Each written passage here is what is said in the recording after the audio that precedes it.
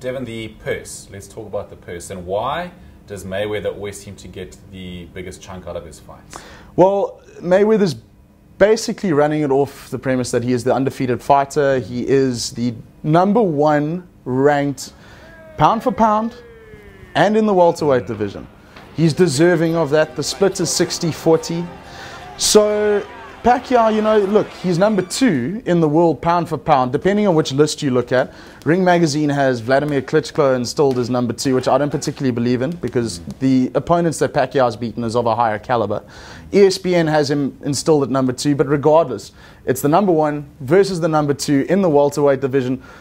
All the belts are on the line. There's a emerald belt that the WBC have even come up with which is worth 12 million rand that they're putting up for it. So everything is on the line, and Mayweather, because he's undefeated, because he's the bigger name worldwide, he gets to have the lion's share, which I think is fair enough.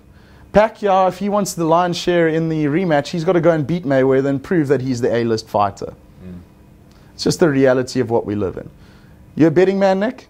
Not yet, but I might have to get on that bus.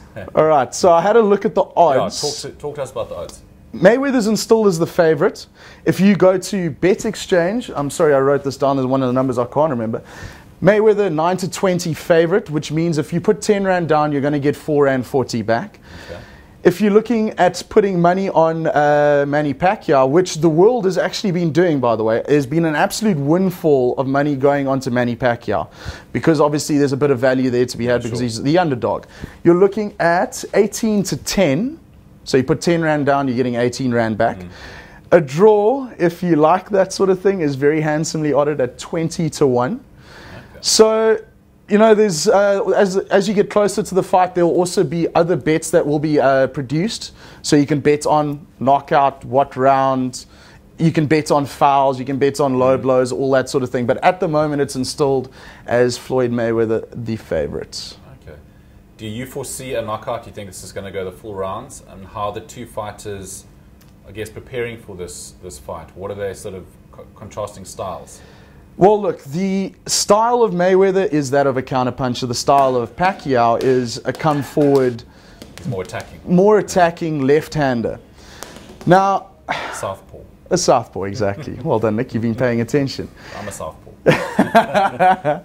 So when you look at it, Pacquiao's the guy who's going to be coming forward all the time. What's going to make this a great fight is that Pacquiao has to start fast. He has to come out from the blocks and start smoking straight away. Because what happens traditionally is Mayweather takes a couple of rounds to work you out. After 4 or 5 rounds, he's done the puzzle, and then basically he just takes over and kills you down the stretch. He's an economical fighter. He only throws 1 punch at a time, but every punch that he throws counts. He lands a high percentage of his accuracy in punches. Pacquiao misses a lot of punches, but will hit you with 2 of the 7 that he throws at you, which is generally good enough. My only problem with Pacquiao is that he does make his mistakes. Sometimes he's caught out of position in terms of his footwork.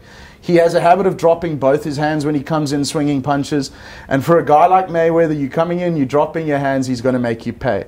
And the straight right hand is a southpaw killer. The straight right hand on Mayweather is the best punch that anyone has in the world. Mayweather's got the best right hand in the world. So I think that you can expect to believe the Vegas odds that Mayweather's the favorite. He's a favorite for a reason. I see him winning this fight. I see him either winning a decision, unanimous decision. If not, he could stop Pacquiao late. And what would a win mean for the respective fighters? Well, it means something called a rematch, which means that all the money that we've been talking about right now, you can crumple it and you can throw it out the window. Because a rematch of this fight, if Pacquiao were to win, it suddenly changes the game. Pacquiao becomes the A-list fighter. He becomes the guy who decides to get the lion's share of the money. There is no rematch clause in this fight, by the way, in terms of the contracts that have been signed. It's optional. But it took us 6 years to make one match. A rematch hopefully shouldn't take that much longer to make. But I don't see a rematch happening. I have been wrong many times in my life about things like this. But, you know, Mayweather's the favorite for a reason, and you bet on a horse until it loses. And final question, do you think that, the fact that it's taken so long, to finalize this fight, it's kind of lost a bit of the novelty. I mean, are these guys necessarily past their prime? Would this have been better to have 5 years ago? You know, or are they as good as they've ever been? They're still the best two welterweights in the world, regardless of their age, 38 and 36. Because to me, 38 sounds relatively old for it's young any when sportsman. It's young when you consider Bernard Hopkins is still fighting at 50. Okay, but if you look at it like this, 5 years ago when if it had happened 5 years ago, both the fighters have lost an edge in speed, but they're still very quick. Both fighters probably make a few more mistakes than what they used to, but they're still very good. If anything, having the fight now has made it a better fight, because now you've got that risk of the guys aren't as fast as they used to be. Their leg work might not be as good as it used to be, which means they're going to stand in the pocket and they're going to trade shots at each other.